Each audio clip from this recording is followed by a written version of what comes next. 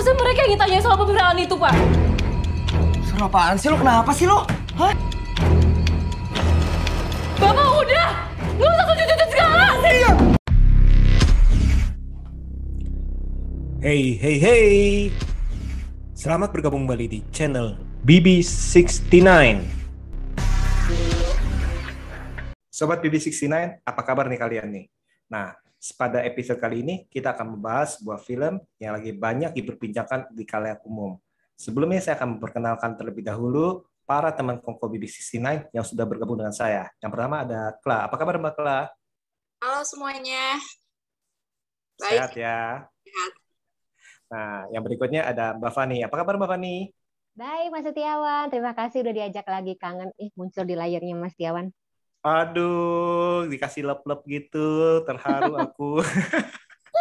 Gimana Mbak Fani? Actingnya udah bagus belum? Bagus. Tadi kita janjian gitu. Geli juga ya. Oke. Yang berikutnya ada Mas Rivo Palevi. Apa kabar Mas Rivo? Halo Mas, apa kabar teman-teman semuanya? Sehat ya? Sehat-sehat, alhamdulillah. Oke, yang terakhir ada Mas Bram. Apa kabar Mas Bram? Halo Mas Tiawan, saya juga mau kayak Fanny ngasih tanda lup-lup. Nah, saya mau lihat tanggapannya Mas Tiawan gimana nih? Malu saya, malu. Oke. Nah, ini kita akan membahas sebuah film nih yang sebenarnya cukup fenomenal karena dia ini juga di dalam FFI menerima 12 pemenang kategori FFI. Anak Ama Chico Kurniawan. Sutradara terbaik Festival Film Indonesia 2021 adalah Wregas Banu Teja. Penyalin Cahaya. Produksi Rekata Studio, Kaninga Pictures. Produser Adi Ekotama, Ajis Dibyo, Wilawati. Pemenang film cerita panjang terbaik adalah Penyalin Cahaya. Nah, ini benar-benar fenomenal nih dalam arti nih. Sebelumnya ini kita akan membahas filmnya. Kalau Mas Bram, menurut Mas Bram ini dari segi cerita gimana nih film ini? Dari segi plot menurut saya cukup menarik ya, artinya ini hampir sama dengan kemudian kita bicara atau kita bandingkan sedikit dengan film detektif gitu loh, rasanya kita diberikan banyak puzzle, walaupun kemudian kita sadar bahwa puzzle-nya itu kan banyak asumsi-asumsi dari Sur gitu ya.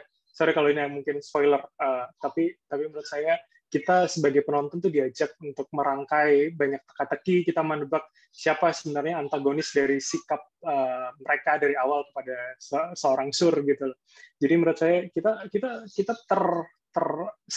mengikuti terombang-ambing, kita pengen tahu siapa yang jahat. Bahkan saya di tengah-tengah film sempat mengira bahwa bapaknya siapa yang Yayan Ruhian itu orang yang jahat dan dia punya campur tangan atau turut andil dalam masalah ini. Saya sempat mengira begitu, tapi ternyata kan tidak. Di akhir ternyata semua berubah. Jadi secara plot ini menurut saya cukup menarik dan cukup menegangkan. Kita ngikutin selama 2 jaman lah ya. Gitu. Dan metafora yang banyak diselipin di banyak adegan itu cukup menambah bumbu juga buat saya, gitu Mas. Oke. Nah, metaforanya nanti kita akan bahas di belakang, tenang. Oke. Nah, gimana Mbak Kla? Setuju gak dengan Mas Bram mengenai plotnya ini? Setuju sih. Dan yang paling suka dari jalan ceritanya karena relate sama kejadian sekarang sih ya, banyak yang kayak nyindir banyak hal gitu. Apa yang terjadi saat ini, terutama di negara ini kan, dari pelecehan seksual, terus kayak bagaimana polisi menangani sebuah kasus, terus masyarakatnya, keluarganya, terus korban yang minta maaf kan, kemarin ada kasus yang korbannya malah yang minta maaf gitu, jadi benar-benar semuanya tuh relate banget gitu penggambarannya.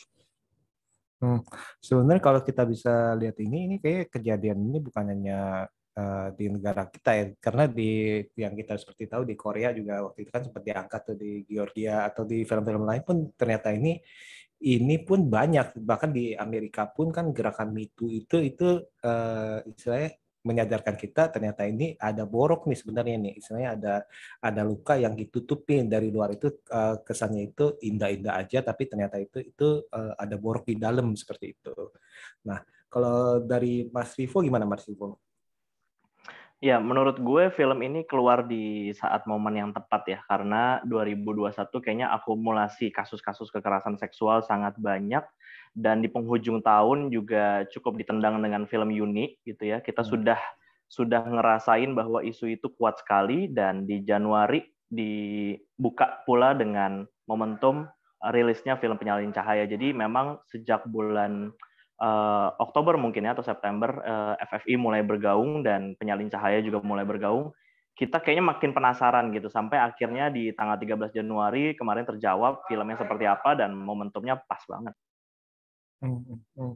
Ya benar sih, dalam arti ya entah kenapa sih benar sih dalam tahun 2021 ini kayak banyak film-film yang mengangkat mengenai istilahnya peristiwa istilahnya seperti itu, dan di mana itu baik itu film pendek istilahnya ataupun film panjang istilahnya kan, dan itu baik dalam negeri maupun luar negeri. Dan menurut saya sih itu benar-benar sudah saatnya sih, menurut saya sih sudah saatnya speak up sih seperti itu ya. Nah, kalau menurut Mbak Fani gimana nih, Mbak Fani ini? Setuju banget sama Mas Bram, Mbak Kla, dan juga Mas Vivo. Terus kayak ini dibuktikan juga sih dengan film Penyalin Cahaya ini meraih 12 piala citra, ngalah-ngalahin Lord of the Rings di Academy Awards gitu. Jadi sebenarnya kalau misalnya kita bicara mengenai gerakan speak up, ini sebenarnya sudah muncul ketika kasus Marsinah zaman dulu. Tapi memang lagi-lagi gini, kita kembali diingatkan gitu dengan adanya film Yuni, kemudian juga film Penyalin Cahaya, terus kejadian yang ada di sekitar kita gitu, muncul di lini masa gitu, bahwa sekeras apapun edukasi kita, baik dari berita, baik dari orang yang ahli maupun dari film yang seharusnya bisa lebih mudah dicerna ya, kata lebih mudah tanda kutip dicerna gitu, karena kan hampir semua orang suka nonton film ya, tapi tidak suka nonton berita, tidak suka menonton orang yang memaparkan gitu, orang ahli itu, bahwa kasus-kasus seperti ini masih banyak banget gitu. Oke lah yang diangkat di permukaan banyak banget, apalagi yang dikubur di dalamnya gitu. Terus kayak ini tuh tidak hanya sebuah bentuk tindak pidana gitu, tapi semacam bentuk kondisi sosial yang orang-orang itu tahu, tapi kerap kali ya abai gitu, kerap kali tidak memikirkan bahwa terkadang efeknya, aftertaste-nya itu jauh lebih berbahaya, jauh lebih buruk, tidak hanya bagi korban, tapi ya bagi kondisi masyarakat itu sendiri gitu. Jadi kita pikir bahwa oh ya sudah, setelah dihukum ini akan selesai gitu, tapi tidak menutup kemungkinan atau yang sudah-sudah ini dibuktikan gitu, ini akan terus berulang, dan kita nggak tahu sampai kapan gitu. Sekeras apapun kita berusaha untuk mengenyahkan, sekeras apapun kita ngasih penyuluhan, sekeras apapun kita ngasih pelajaran bahwa itu harus dihentikan, at the end of the day manusia pasti akan mengulanginya lagi. Itu sih yang bikin saya kemarin sedikit antara nyesel sama nggak nyesel juga sih. Saya takut sebenarnya nonton film Penyalin Cahaya ini karena saya tahu efeknya buat kondisi psikologi saya seperti apa, tapi saya harus nonton gitu. Selain karena penasaran, terus pernah ngobrol sama si Sherina Cinnamon ini, terus yang memperlihatkan Sherina Cinnamon asli sama Sherina Cinnamon jadi sur beda banget gitu. Jadi kayak oh my god, ini film keren banget, dan menurut saya visualisasinya top notch, director of fotografinya aku lupa namanya siapa, itu keren banget, indah sekali di mata. Terus ya seperti kata Bram, saya pribadi sih cukup senang gitu, karena saya pikir saya bakal disuguhi drama gitu, tapi ternyata jadinya kayak semacam film detektif. Kita dibawa menerka-nerka, kita dibawa deg-degan, gemeteran, marah, terus at the end of the day ya ada sedih, ada puas, tapi ya itu lagi gitu, meninggalkan aftertaste sedikit bitter sih gitu. Mas Aftertaste bitter ya. Oke. Sebelum kita bahas lebih lanjut lagi, nah sekarang kita masuk dulu deh ke karakter nih. Kan di sini kan banyak karakter nih, dari karakter utama sampai karakter pendukung sampai karakter yang cuma muncul sebentar istilahnya. Nah, dari karakter ini yang paling kalian istilahnya berkesan siapa nih? Kalau Mas Bram? Saya sih pas Min ya, terlepas Chico kemudian menang sebagai aktor terbaik FFI 2021 kemarin, cuman buat saya ini cukup berkesan secara karakter karena dia bukan orang penting, dia sebenarnya tidak terlalu terlibat banyak dalam konflik ini dari masalah utamanya, tapi dia cukup mengawal gitu loh dari awal sampai akhir, menolong Sur untuk menemukan jawabannya walaupun dengan cara-cara yang kurang bisa dipuji sebetulnya ya, cara meretas terus kemudian akhirnya dia jualan skripsi dan segala macam. Walaupun di ending kita juga tertampar dengan dia ternyata menyimpan banyak file terlarang dan kemudian itu diperjualbelikan, yang menurut saya itu sebenarnya bisa menjadi pelecehan seksual dalam medium yang lain gitu loh. Yang menurut saya sosok ini tuh menunjukkan kepada kita bahwa pelecehan seksual itu jangan-jangan banyak di sekitar kita ataupun kita juga melakukan tanpa sadar dengan medium yang banyak gitu loh. Bukan hanya kemudian mungkin misalkan kita sebagai laki-laki merendahkan perempuan atau kemudian kita melakukan tindakan yang fisik gitu, tapi ternyata dengan cara seperti itu kita juga melakukan loh. Bahkan saya dapat istilah itu adalah kekerasan berbasis gender online. Itu satu frasa yang sebenarnya merujuk pada apa yang dilakukan Min di akhir gitu loh, dengan menyimpan data terlarang terus kemudian membagikan bahkan menjual. Nah, jadi menurut saya sosok ini tuh menjadi sosok yang komplit sebetulnya. Apakah dia seorang antagonis atau protagonis, itu kan juga akhirnya membuat kita multitafsir. Karena menurut saya yang menarik itu, Mas Dewan. Jadi ini abu-abu sih dia ya, dalam arti dibilang baik, ya baik, dibilang jahat, tapi nakalnya tapi ya dia bahkan ngomong, loh, gua kan nggak nyebarin yang istilahnya yang porno, istilahnya mereka tertutup kok semua. Nah itu dia tuh kadang-kadang itu alasannya kayak gitu tuh, loh, gua kan lu lihat aja tuh foto-foto yang gua kasih itu nggak ada foto-foto yang istilahnya yang terlalu istilahnya terungkap segala macam, yang istilahnya kita bilang itu yang tidak senonoh. Tapi itu kan merupakan suatu istilahnya pelanggaran hak dari setiap manusia kali dalam arti ya. Tiap pribadi manusia dalam arti pelanggaran privasi juga sih maksud saya. Betul. Maksud saya pelanggaran privasi dari setiap manusia karena tanpa izin seperti itu. Benar ya? Oke, menarik. Nah, kalau dari Mbak Kla gimana Mbak Kla? Ada karakter yang paling menarik apa nih? Karakter paling menarik sebenarnya sih Ramanya ya. Rama, kenapa? Benar-benar gimana ya? Dia kan kenapa dia bisa begitu ya? Karena orang tuanya pasti ya selalu nutupin tiap punya salah, ditutupin pakai uang. Jadi semakin lama psikopatnya semakin jadi gitu. Terus adegan terakhir itu yang dia nari-nari itu, gila banget. Benar-benar keluar semua gitu. Oh, ini orang benar-benar nggak waras gitu, nggak sehat. Jahatnya benar-benar bukan jahat yang biasa gitu. Jadi dia bukan penjahat yang kayak gimana ya, jahat emang sakit gitu.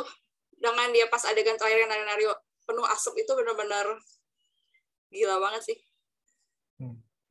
Sereman mana sama Joker yang pas nari? Sereman Joker sih itu tuh. Oke. Nah ini kembali lagi, tadi cuma selingan doang. Nah si Rama ini kalau gitu menurut Kla ini di dalam film ini orang tuanya pasti tahu. Pastilah, kan dia nutup. Soalnya gini, curiganya waktu papahnya mau bayarin kuliah, nggak mungkin lah cuman teman biasa terus dia mau bayarin kuliah, dia pasti tahu anaknya pernah ngelakuin sesuatu sama temennya ditutupin. Biasa kan kayak gitu kan. Nggak mungkin close banget gitu. So aneh banget kan, ada temennya datang cerita terus dibayarin nggak yang terlalu dekat, bukan yang sahabat gitu kan. Pasti itu buat nutupin kelakuan anaknya sih. Nah, ini ada satu pendapat nih yang sempat saya dengar ya, dalam arti satu pendapat yang mengemukakan kenapa sih kok tokoh jahatnya cuman dikasih fetishnya seperti itu aja. Itu kan tidak, saya tadi itu tidak memfoto organ dalam arti kita ngomong ya, cuma memfoto kesannya itu ini fetishnya kok cuman istilahnya cuman kan kalau kita lihat itu fetishnya karena ada tanda lahir, fetishnya terhadap luka, tapi kan dia kan cuma foto itu. Nah itu tuh dia ada pendapat yang ngomong kayak gitu tuh. Nah itu menurut kalian gimana nih? Tapi kan ditelanjangin juga kan? Tapi kan begini, ditelanjangin gini. Tapi pendapatnya ngomongnya, tapi kan cuman fotonya ngambil foto itunya apa tandanya doang. Nggak foto yang porno-pornonya. Ini yang bikin kita makin sedih, Mas Setiawan. Dan ini yang bikin kita sedih gitu. Jadi masyarakat itu punya semacam mindset, kalau Anda belum diperkosa, kalau Anda belum dilecehkan secara fisik, berarti Anda belum mendapat kekerasan atau tindak pelecehan seksual gitu. Kalau cuma foto, kalau cuma dilihat dari jauh, kalau dijadiin baca, disensor aja nanti Mas ya. Kalau dijadiin bahan-bahan pikiran fantasi segala macam, ya udah itu berarti bukan tindak pelecehan seksual gitu. Tapi di sini kan berarti kita sudah atau masyarakat udah bias gitu namanya pandangan mereka mengerti apa sih konsep dari pelecehan dan tindak kekerasan seksual itu seperti apa tuh udah salah gitu. Jadi selama ini bentuk pelecehan dan juga tindak pelecehan seksual gitu deskripsinya aja udah salah gitu, selama ini salah kaprah. Itu yang bikin sedih gitu ketika tadi pendapat seperti ini muncul. Nggak heran tapi sedih. Iya, kayak cuma ngomong doang aja sebenarnya, ngomongin kayak dadanya besar gitu ke cewek itu emang udah pelecehan seksual sih sebenarnya, cuman itu nggak dianggap di sini gitu. Jadi film ini sih kayak mau ngasih tahu gitu, hal itu pun sebenarnya buat korban tuh bisa bikin trauma sih. Nah, gue setuju tuh. Gimana kalau boleh nambahin sedikit, gue apresiasi banget ya buat tim produksinya yang juga menyelipkan bahwa Jerome di sini menjadi korban laki-laki juga. Jadi mewakili juga bahwa di masyarakat korban itu tidak selalu perempuan, bahkan laki-laki. Bahkan apabila kita ngomong gitu ya sama masyarakat luas, mungkin mereka akan menganggap, ya lo kan laki-laki, lo ngapain malu, cuma punggungnya doang mungkin yang diambil gitu. Jadi terkesan melebih-lebihkan kalau misalnya laki-laki bahkan melapor atau misalnya mengadu itu ke sahabatnya atau keluarganya gitu. Jadi kelihatan sekali ya bahwa karakter yang Jerome mainkan betapa stresnya dia karena sebagai laki-laki bukan hanya dilecehkan pada saat itu, tapi juga kalau dia melapor akan mendapatkan beban 2 kali lipat lebih berat mungkin ya, sebagai pressure dari masyarakat terhadap porsi laki-laki di masyarakat gitu. Betul, setuju saya ini. Nah itu dia dalam arti kan, ya inilah tadi yang Mbak Fani bilang juga, nama apa atau teman-teman bilang ini kadang-kadang ini konsep pikiran kita terhadap tanda kutip pelecehan istilahnya itu kadang-kadang itu tidak benar. Bahkan yang tadi itu misalnya misalnya ada cewek lewat terus sweet cewek cantik ya misalnya, atau gimana misalnya godainnya gimana, itu kan sebenarnya kan sekarang ini udah saya mungkin seolah-olah loh kok kan cuman ngomong doang, masa sih kayak gini, tapi kan kita nggak tahu nih perasaan daripada orang yang lewat seperti itu, orang yang dipanggil seperti itu seperti bagaimana traumanya segala macam sih, seperti itu sih. Dan yang paling sedihnya lagi ya tadi Mas Vivo bilang itu kadang-kadang itu dianggap lu lemah banget sih mentalnya, cuman digituin doang, cuman digodain doang, cuman dibilangin cuman dibilangin istilahnya dada kamu gimana, atau cuman dibilang bahainul banget lu, istilahnya kayak gitu-gitu, masa sih lemah banget. Atau yang tadi Mas Vivo bilang cowok, ya ilah lu cuman di foto istilahnya bekas lukanya aja kan gitu kan. Dan kan tadi itu yang bilang itu kan bukan organ lu, istilah yang difoto. Ngapain lu istilah kayak gitu? Lu lemah banget sih ngomongin gitu tuh. Lu mental lu gimana sih, nggak kuat banget. Nah itu kadang-kadang itu judgement dari masyarakat. Kadang-kadang itu yang membuat orang-orang itu istilahnya para korban itu istilahnya ya antara mau ngomong atau enggak nih. Ini agak-agak ngeri-ngeri sedap untuk mereka. Yang akhirnya itu mereka takutkan itu adalah yang sering kita dengar itu double victim. Udah jatuh ketimpa tangga pula. Udah ketimpa tangga didorong ke dalam got lagi. Udah ke dalam got nggak ada yang nolongin. Nah itu kan serba salah tuh. Nah seperti itu ya. Nah kalau Mbak Fani, kalau dari karakter mana nih Mbak Fani? Selain Sur ya, karena Sur udah protagonis, maksudnya salah satu contoh sih, harus jadi inspirasi cewek-cewek dan juga cowok-cowok di luar sana, terutama kalau misalnya Anda adalah korban dan juga pernah mengalami kejadian serupa, yang apa ya namanya, yang kepikiran kemudian yang akan menyimpan luka itu nggak sendirian kok gitu. Jadi kayak bisa mencontoh ketika ada seseorang yang bisa ngasih contoh baik, ketika ada orang yang kira-kira bisa kita jadiin role model, itu tuh dilihat dari karakternya Sur ini gitu. Selain itu juga tentu saja sayang sama ibunya Sur ya gitu. Seneng deh kemarin tuh dialog kan, aku pernah ngomong sama Mas Setiawan ya, kadang-kadang permasalahan dari film Indonesia kan dialognya terkesan kaku, bukan jenis dialog yang biasa kita omongin sehari-hari gitu. Sementara kemarin di film Penyalin Cahaya, mantap deh pokoknya yang nulis naskah, kemudian juga untuk karakter developmentnya bagus gitu. Ini adalah pembicaraan, termasuk si ibunya, orang tuanya ini adalah pembicaraan yang biasa yang biasa diucapkan sehari-hari gitu. Kelihatan genuine banget, ya sayang gitu, dan yang seperti aku tadi bilang di grup ya gitu, punya privilege orang tua yang bisa berdiri sama kita saat kita lagi ada masalah itu, aduh precious banget gitu. Jadi kayak ibu sehat-sehat ya, kalau ada orang tua kayak gini di luar sana, sehat-sehat ya. Betul. Ini juga kayak ngingetin saya nih, Mas Bram nih ngingetin sama bapaknya Yuni, Mas Bram. Ibunya si Sur ingetin saya pada bapaknya Yuni nih. Ini kayak mereka harus ketemuan nih, kenalan. Udah dicerain aja, mending kawin sama bapaknya Yuni udah deh. Soalnya bapaknya Sur kayaknya cuek aja, walaupun mereka sih udah suruh bantuin ibunya gitu lah, dia sendiri diem aja, capek deh. Bapaknya Sur menggambarkan bapak-bapak kebanyakan di Indonesia sih. Enggak. Enggak apa-apa. Coba kenapa? Di grup ini ya Mbak Kla ya.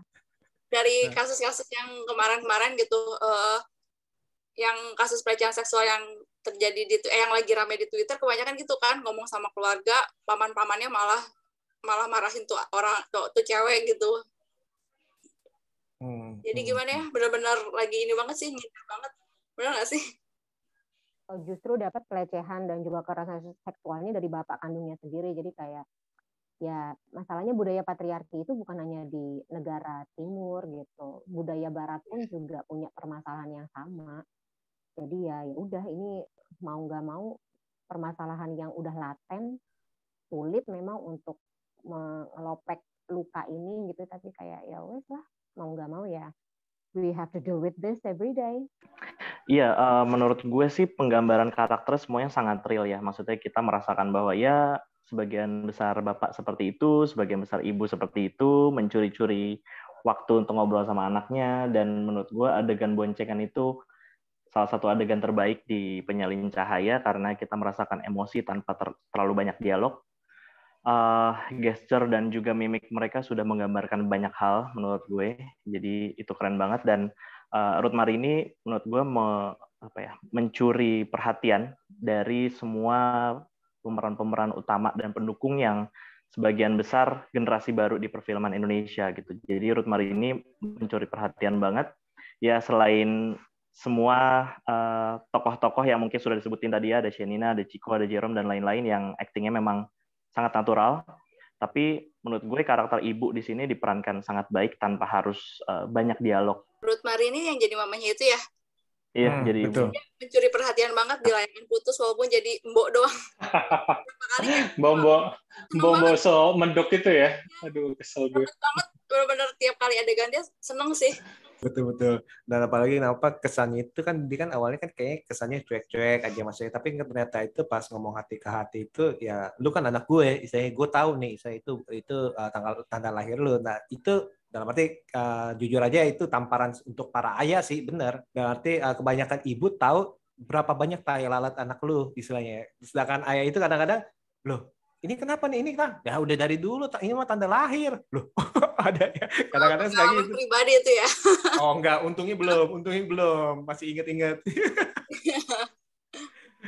Tapi itu emang kenyataan sih, dalam arti itu bukan memang istilahnya karena ibu kan biasanya kan lebih perhatian, lebih istilahnya lebih lebih spesifik lah, tidak pada ayah lah, seperti itu rata-rata sih.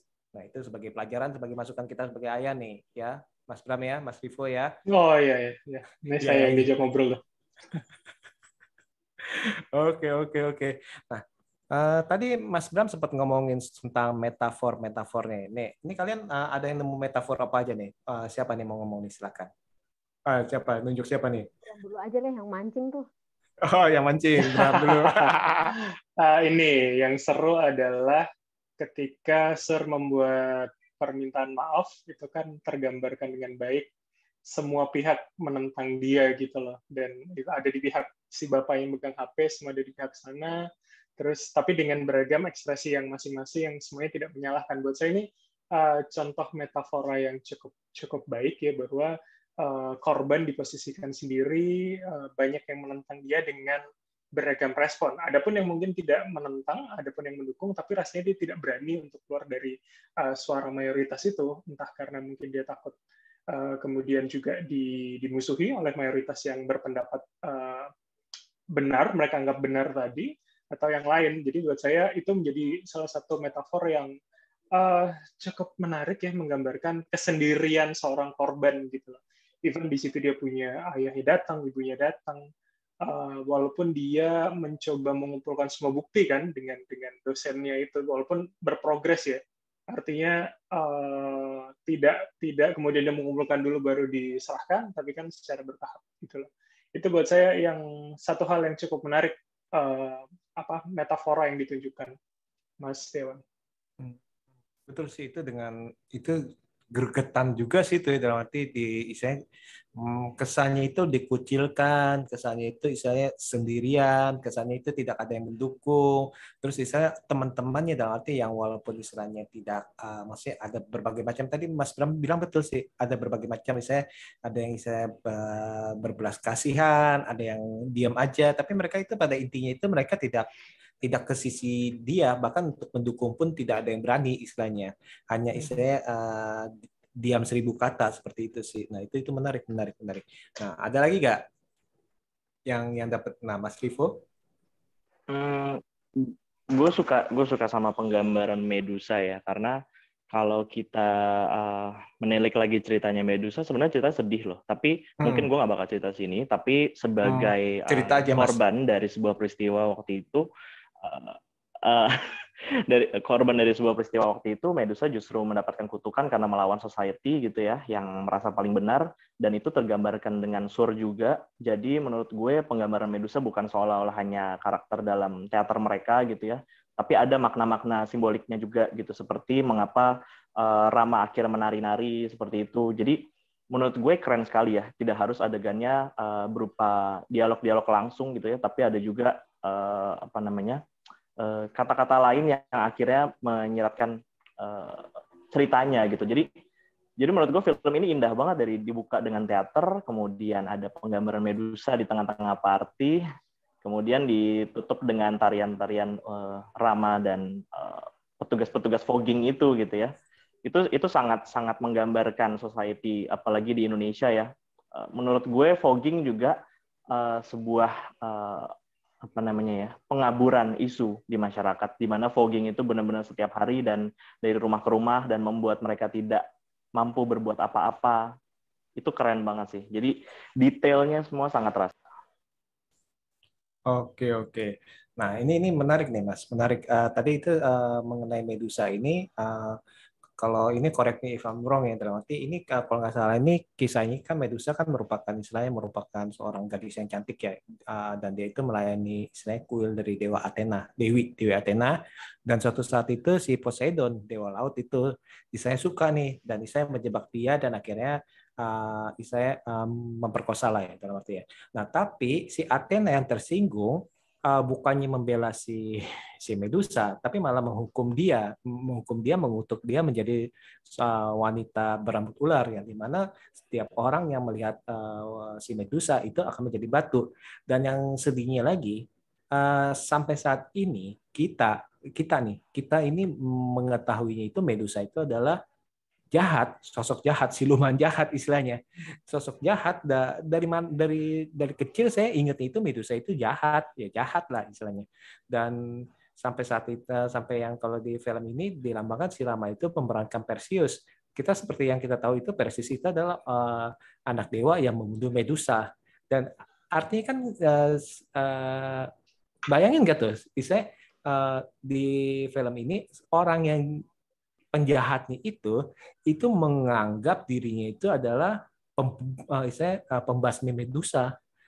Tiga orang yang terakhir itu kan dibilang kan Gorgon kan ya, karena Gorgon itu kan kakak adiknya, maksudnya itu bersaudari lah, kita ngomong tiga saudari dari si Medusa itu dianggap itu tiga bersaudari Gorgon nih. Jadi ini dilambangin tiga orang ini nih. Kenapa dia ngomong Gorgon? Gorgon kan ya, ya benar. Bukan KBH ya, Satria Baja Hitam, Gorgom bukan ya? Itu Gorgom dong. Nah, ini dia nih, ini yang dalam arti cukup menohok saya adalah kesannya itu sang korban justru dijadikan penjahat. Nah, ini dia yang saya tangkap di sini ini. Kenyataan itu begitu pahit ya, tadi Mbak Fani bilang itu nampak ini aftertaste-nya ini quite bitter ya, kita bilang ya. Ini bitter nih karena di sini dari awal itu pementasannya itu Perseus, istilahnya apa itu Medusa segala macam. Nah, itu berkali-kali tuh bahkan sampai di ujung pun itu tentang Perseus sama Medusa lagi. Dan ini kan digambarkan dengan baik di sini bahwa ini nih tokoh jahatnya ini menjadi Perseus, anak dewa yang tidak tersentuh, yang kalian puja-puja nih sebagai pahlawan. Ini nih korban yang dianggap nih tiga orang ini adalah Medusa dan saudara-saudaranya nih, penjahat yang sampai saat ini kalian anggap penjahat. Nah, inilah yang sering terjadi di society kita ini yang disebut itu double victim, yang mana ya harus kita sadari itu terjadi seperti itu. Nah, Mas, gimana? Kalau boleh masuk dikit, sebenarnya saya tertarik dengan ketika Rivo mengatakan soal Medusa dan Medusa sebagai korban gitu loh. Karena sebetulnya tidak hanya di luar saja dan mitologi Yunani untuk menggambarkan itu, tapi sebenarnya kalau kita lihat dari fenomena kenapa banyak cerita hantu perempuan di Indonesia, itu kan juga bentuk dari budaya patriarki yang terlalu mengikat gitu loh. Bagaimana ketika seorang perempuan yang tertindas meminta haknya, itu biasanya akan kalah dan akan mati menjadi salah satunya, sehingga pesannya rasanya pesan tersirat yang disampaikan adalah ya sudah, perempuan pada kodratnya, dan kemudian jika melawan, jika meminta lebih, maka akan mati atau menjadi hantu misalkan. Nah, jadi menurut saya sebenarnya masalah kekerasan seksual itu kan tidak berdiri sendiri, tidak lahir dari ruang hampa gitu loh. Artinya kemudian seperti yang dikatakan Fani, budaya patriarki itu cukup berperan besar. Kenapa ini kemudian langgeng? Kenapa ini kemudian bisa kita sebut telaten hari ini? Jadi menurut saya penggambaran Medusa itu cukup tepat untuk menjadi sebuah sebab dari semua inti cerita di dalam Penyalin Cahaya. Betul. Tapi metafora yang digambarkan itu tidak hanya kita melawan laki-laki saja, tapi pada sesuatu yang bentuknya itu berkuasa, power, sama yang berduit gitu.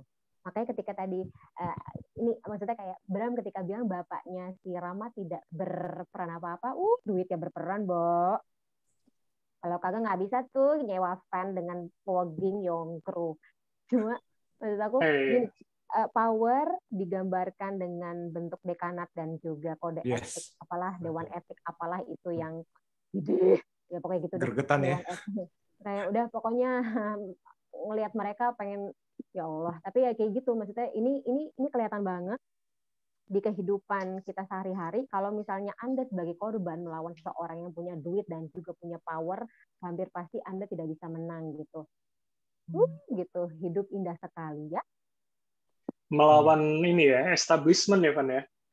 Gitu. Jadi kayak ya udah gitu, memang ini bahaya yang bukan bahaya ya, memang ini adalah is a mad world. Terus kayak masyarakat yang tahu diem aja karena tidak berani, terus kayak ini juga digambarkan dari teman-temannya, kemudian juga dari keluarganya juga gitu ketika si anak ini mendapat penekanan gitu, mendapat tekanan dari sekitarnya ketika dia harus melawan semuanya sendirian.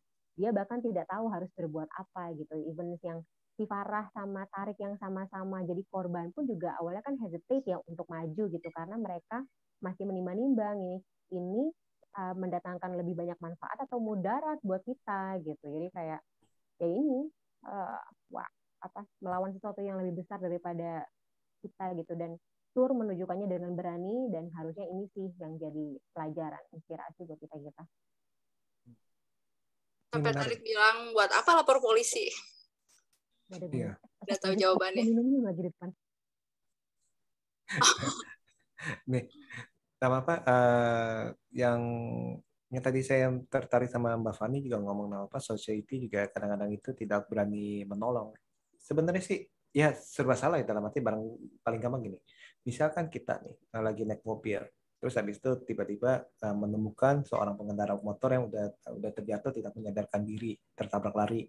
Nah, apakah kita istilahnya mau menolong mereka membawa ke rumah sakit dan meluangkan waktu, mungkin nanti akan ditanya polisi, mungkin masyarakat akan kesannya menuduh, oh kamu ya yang ini ya, atau bahkan pas kita berhenti di depan dia, disangka terus tiba-tiba ada motor lain lewat, tiba-tiba langsung oh kamu nabrak ya, kan kadang-kadang takutnya kan seperti itu. Nah, kadang-kadang itu takut beresiko kali Mbak Fani, gimana itu kalau gitu? Beda konteks Mas. Persentase atau kalau misalnya kita mengkomparasi seberapa banyak sih orang yang menolong orang kecelakaan dengan seberapa banyak sih orang yang menolong ketika seseorang yang dia kenal atau dia lihat atau temannya dia sendiri kena pelecehan atau kekerasan seksual gitu. Komparasinya pun ini nggak apple to apple gitu, karena gini, kita tuh dididik untuk tidak mencampuri urusan orang lain. Gitu. Jadi apalagi misalnya nih kayak Bram lagi ketawa nih, kayaknya ada ini nih. Jadi misalnya nih tetangga sebelah berantem,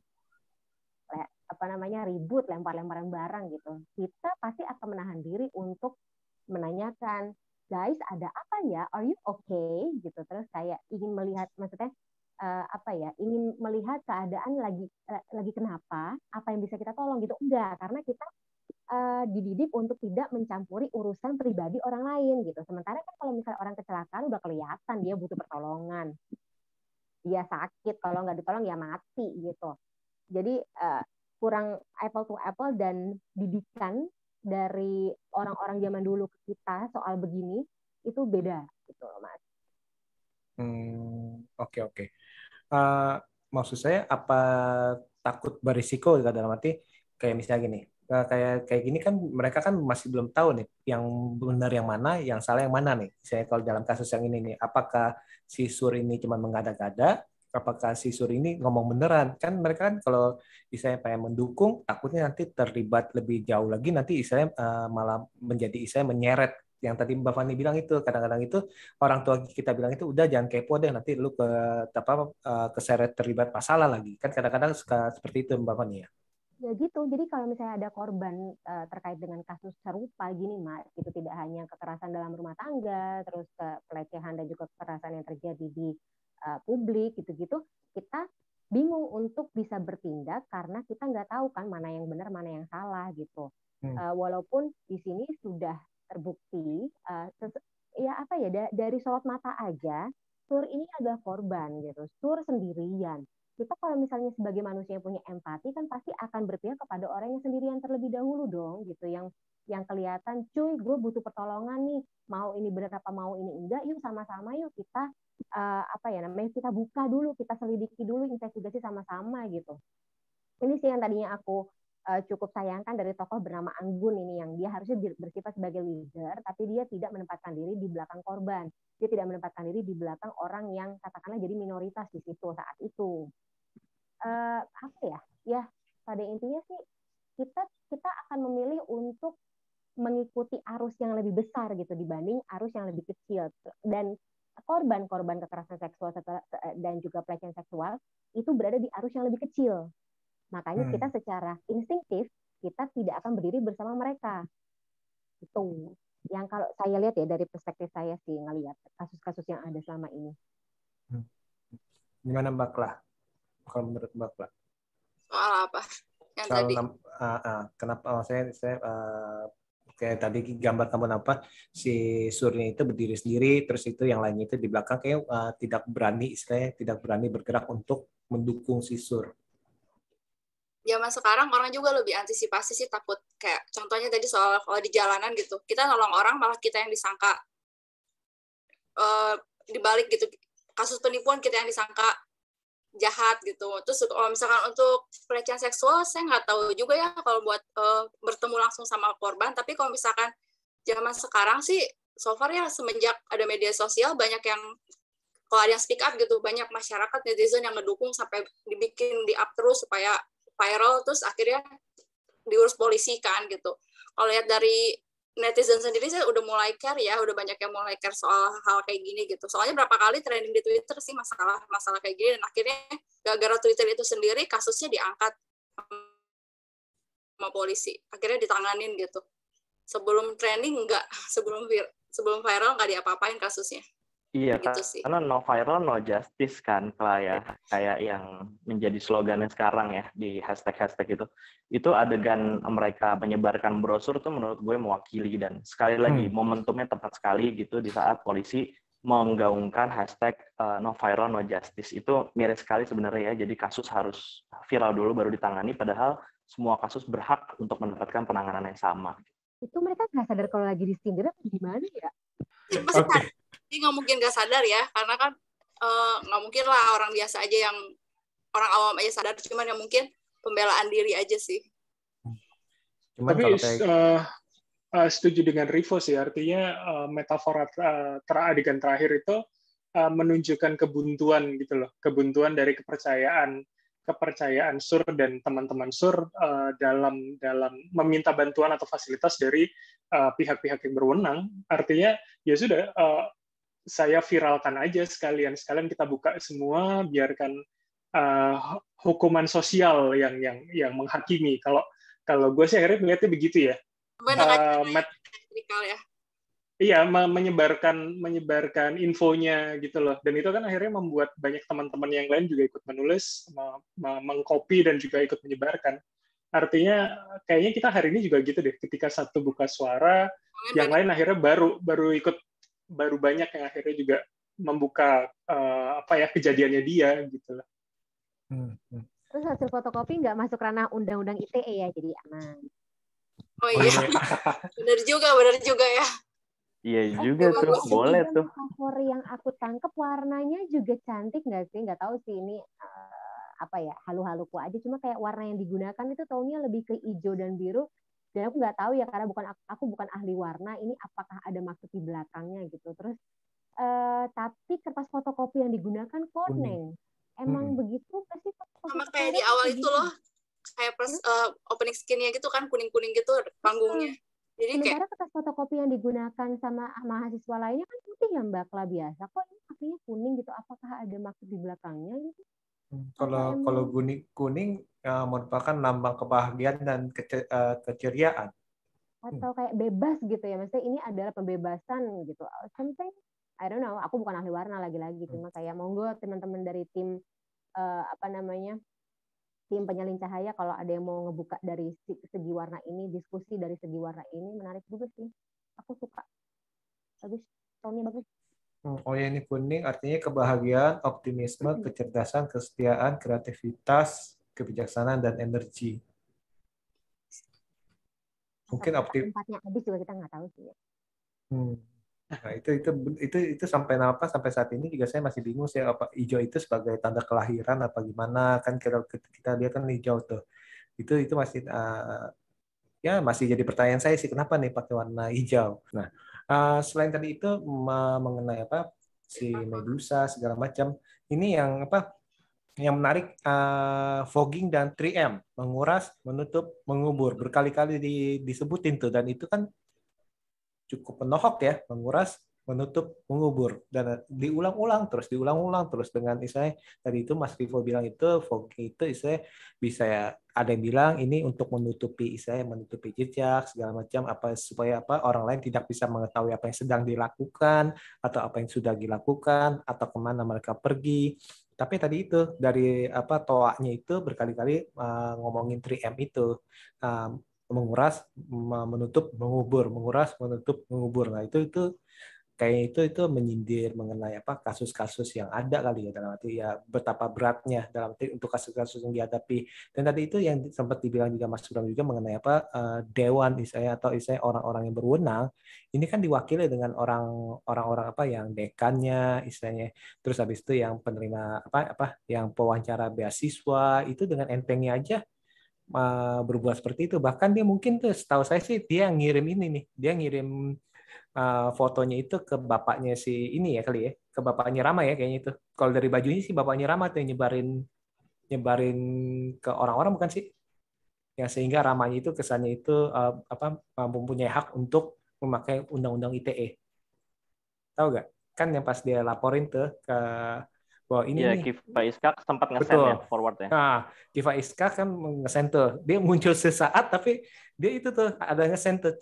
Terus habis itu penerimanya itu salah satu, kayaknya itu pakai bajunya itu nggak tahu kenapa kok mirip kayak yang Ruhian ya. Habis itu dia nge-send lagi tuh.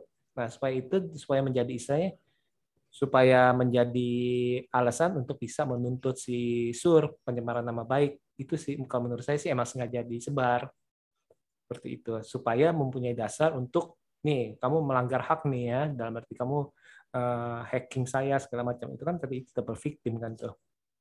Oke. Nah, apalagi nih? Ada yang ditemukan yang menarik lagi nggak di film ini? Tuh, adegan fotokopi muka di akhir itu sih. Gimana? Awalnya sih mikir sih apa sih gitu kan, harus fotokopi mukanya satu-satu. Ternyata tadi nanya-nanya sama suami, ya nyambung sama yang pertama. Kan pertama mereka ngasih cuma ciri-cirinya, tanda punggung, tato sama korbannya sama bekas luka. Akhirnya dikasih tahu di belakang ya, itu korban-korbannya itu gitu. Iya, jadi mereka bingung sih. Pembebasan gitu, jadi kayak bodo amat deh sekarang muka kita diketahuin gitu, kita harus speak up, kita tunjukin korbannya siapa gitu, dan might as well gitu, ya, apa ya namanya, ya udahlah, no harm no foul lah, udah kalian lah gitu.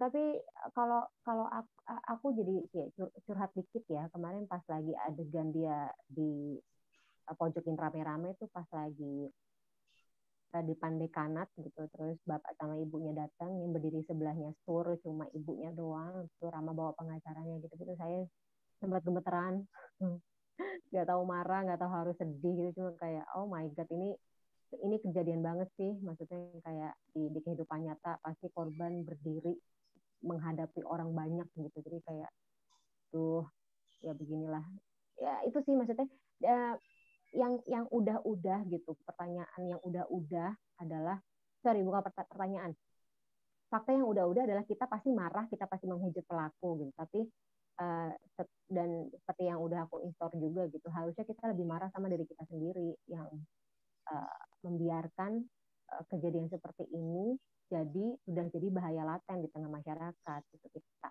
abai sama kondisi korban, kita abai sama bahaya yang mengintai para korban, kita permisif sama pelaku gitu. Seperti tadi banyak sekali yang ngomong gitu, dia kan sakit mental gitu. Iya, apalagi di KUHP kalau misalnya si pelaku ini punya sakit mental gitu, hampir pasti dia bisa jadi alasan pemaaf gitu untuk mereduce hukuman yang dia terima gitu, karena berdasarkan pada dia punya fetish, dia punya mental illness segala macem. Kita permisif sama pelaku, kayak orang si Sur sendiri aja mabok-mabokan, si korban kok ya mau gitu, salah sendiri dia ikutan party. Tapi ya gitu, maksudnya kayak wow, PR-nya banyak, pekerjaan rumah kita banyak sih untuk mengentaskan tindak pidana ini. Termasuk ini sih, kalau Fanny tadi bilang itu, kita ingat akhirnya pelecehan seksual, apa kita bicara dalam ranah fisik ya, karena ini yang terjadi fisik gitu. Itu tidak melihat baju yang digunakan korban gitu, karena yang digunakan Sur jelas menggunakan baju dalam yang panjang, dan tidak kan menurut saya gini, ketika di awal kita melihat bapak yang marah, itu kan rasanya bukan hanya sikap posesif seorang bapak gitu loh, tapi ternyata itu menjadi penanda buat kita sebagai penonton bahwa Sur tidak dengan baju yang terbuka loh datang ke sana walaupun pakai kebaya, dan ternyata dia jadi korban gitu loh. Itu menurut saya juga menjadi salah satu poin yang perlu kita cermati. Pesannya adalah ya kita nggak bisa melihat atau kemudian menyalahkan korban. Dia mabuk-mabukan, dia apa namanya, dia menggunakan baju apa, dia ada di momen apa, ya semua bisa terjadi dimanapun gitu loh. Karena sebenarnya kejadian itu kan di luar momen partinya teman-teman yang lagi merayakan itu kan gitu loh. Film ini berhasil jadi kritik sosial sih menurut gue ya, menjalankan fungsinya sebagai kritik sosial yang sangat pas gitu di momentum akumulasi kasus kekerasan seksual seperti di awal tadi gue bilang. Film ini kayaknya memang gue nggak tahu berapa lama produksi dan berapa lama persiapannya, tapi gue yakin sekali sangat detail, sangat penuh kehati-hatian karena dari segala segi menurut gue nyaris sempurna pembuatannya.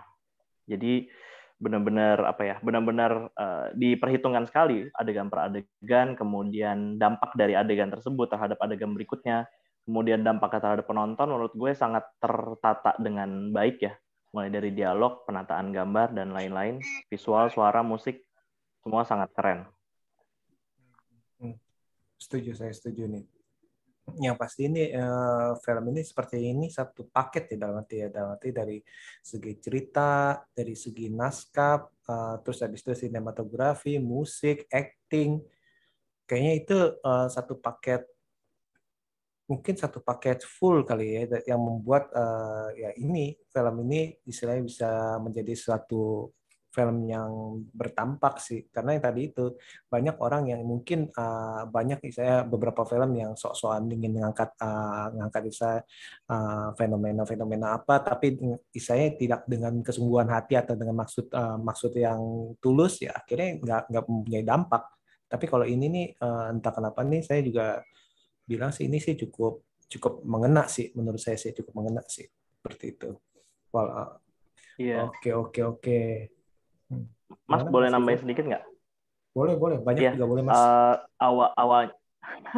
Awalnya agak pesimis ya dengan keberhasilan Penyalin Cahaya, tapi belum rilis gitu ya. Jadi kayak masih bertanya-tanya mengapa dia bisa mendapatkan 12 Piala Citra, mengalahkan Kucumbu Tubuh Indahku yang memang pada saat itu sudah bagus sekali gitu ya, dan mewakili kita di Oscar. Ternyata 17 nominasi dan 12 piala sangat layak ya, bahkan kalau bisa lebih gitu, karena banyak detail yang ya kalau gue sendiri karena suka film Indonesia, jadi banyak detail yang menurut gue sangat menarik untuk kita bahas gitu. Dan aktor-aktornya sebagian besar pemain baru ditopang dengan cameo-cameo dari pemain lama. Ini yang menarik. Karena artinya kita tidak melulu menjual si tokoh A, tokoh B, atau menjual lagi-lagi Reza Rahadian dan Iqbal Ramadan, tapi kita bisa menjual siapa saja sebagai pemeran utama, tapi didukung dengan aktor-aktor yang memang sudah punya isi, punya bekal gitu ya, punya pengalaman untuk mendukung bahwa setiap adegan bisa berinteraksi dengan sangat natural gitu. Menurut gue ciamik banget nih, keren. Ya sutradaranya bisa ngarahin setiap pemainnya dengan baik sih. Sampai adegan bangun tidur aja benar-benar alami banget. Biasanya kan bangun tidur udah cantik. Benar-benar bagus banget, benar-benar alami dan natural gitu. Ya ini memang saya keren sih. Nah, pertanyaan terakhir sebelum saya tutup nih, menurut kalian nih film ini perlu ditonton apa enggak? Nah, dari Mas Bram dulu deh. Perlu, tapi silakan menguatkan hati, karena buat saya sebagai seorang bapak yang saya pikirkan adalah gimana kalau itu kejadian di saya gitu loh. Apakah saya harus seperti Lukman Sardi yang marah-marah, harus minta maaf supaya seperti itu anak saya tidak masuk penjara dan terlibat kasus hukum, atau saya harus seperti apa? Apalagi misalkan ketika posisi kita selemah mereka gitu loh. Apa yang harus saya lakukan? Ketakutan itu yang muncul di saya sebagai seorang bapak yang punya anak perempuan gitu loh. Jadi buat saya yang menonton, ya silakan dipersiapkan dan ya jangan dengan kepala kosong. Oke. Kalau Mbak Kla gimana nih Mbak Kla? Ya sebenarnya semua film kan gimana penontonnya sih mau ngambil itu sebagai apa gitu. Jadi kalau buat secara keseluruhan sih harus nonton karena banyak pelajarannya sih. Pelajaran sebagai kita, anak-anak kita. Kalau misalnya sebagai orang tua gitu, gimana kita lihat anak kita bergaul, sebagai anak-anak remaja, gimana kita cuman ikut party yang itu kan cuma party sebentar, tapi dampaknya ternyata besar, bisa bikin dia jadi kayak gitu kan. Sebenarnya kayak adegan dia selfie itu sih masukin ke handphone, kaget sih ternyata dia ngelakuin sendiri gitu, karena dia mabok gitu. Itu sedikit surprise juga sih, kirain dikerjain temannya gitu kan, ternyata bukan gitu. Terus sebagai orang tua sih tepatnya sih banyak pelajarannya. Terus kalau misalkan nggak bijaksana bisa diikutin gitu cara-caranya.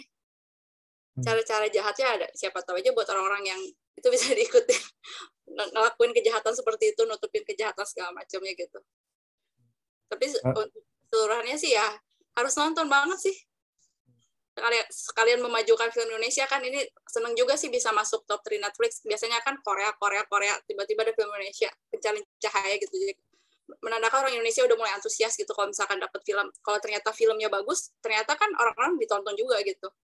Yes, apalagi kalau dengan misalnya kita bilang itu dengan OTT itu cukup mempermudah kita ya, di zaman pandemi ini kan, apalagi lagi naik lagi nih kan, kita kan agak ragu-ragu nih mau nonton bioskop lagi apa enggak, seperti itu. Jadi setidaknya itu nih cukup membantu sih menurut saya sih, cukup membantu mereka yang jauh dari bioskop juga kan.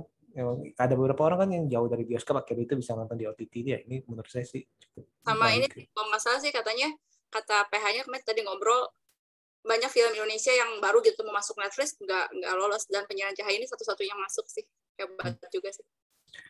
Minta bocorin dong, ada yang disensor nggak? Ntar coba tanya.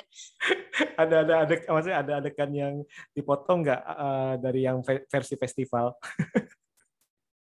Sama ini paling bocorannya katanya sih lagi PH-nya lagi bikin horor juga buat di Netflix series. Series. Ada ya.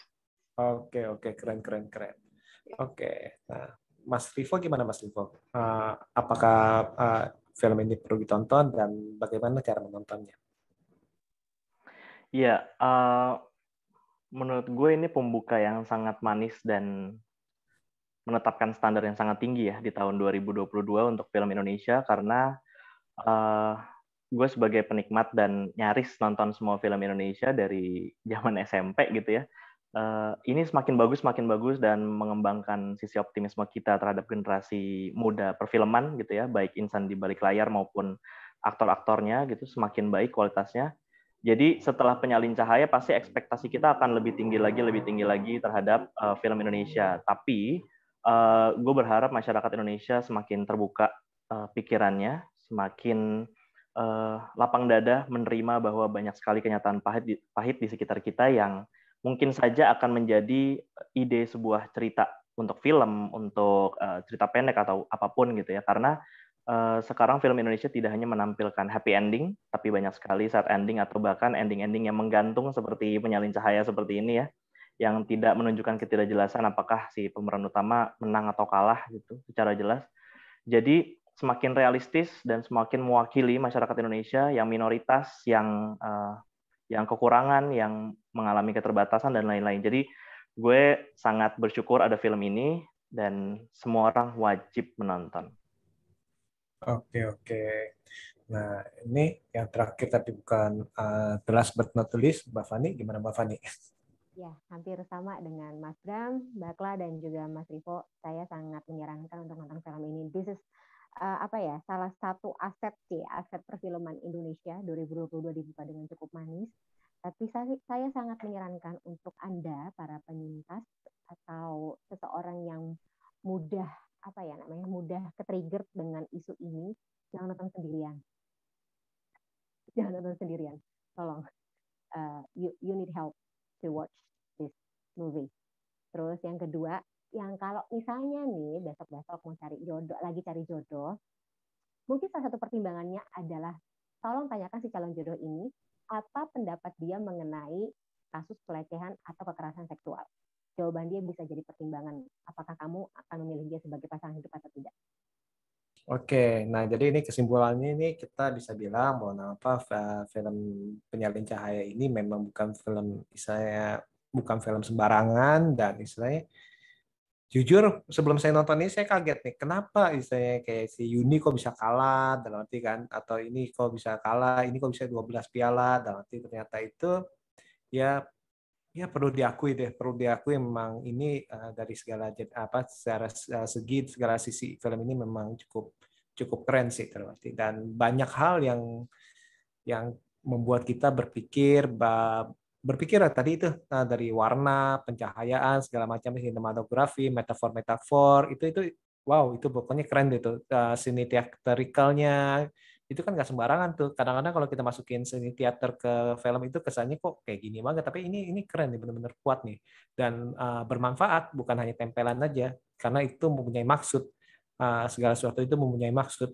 Bahkan hal-hal yang simple, fogging tuh, yang sampai ada orang bilang itu fogging, mana ada yang setebal gitu loh.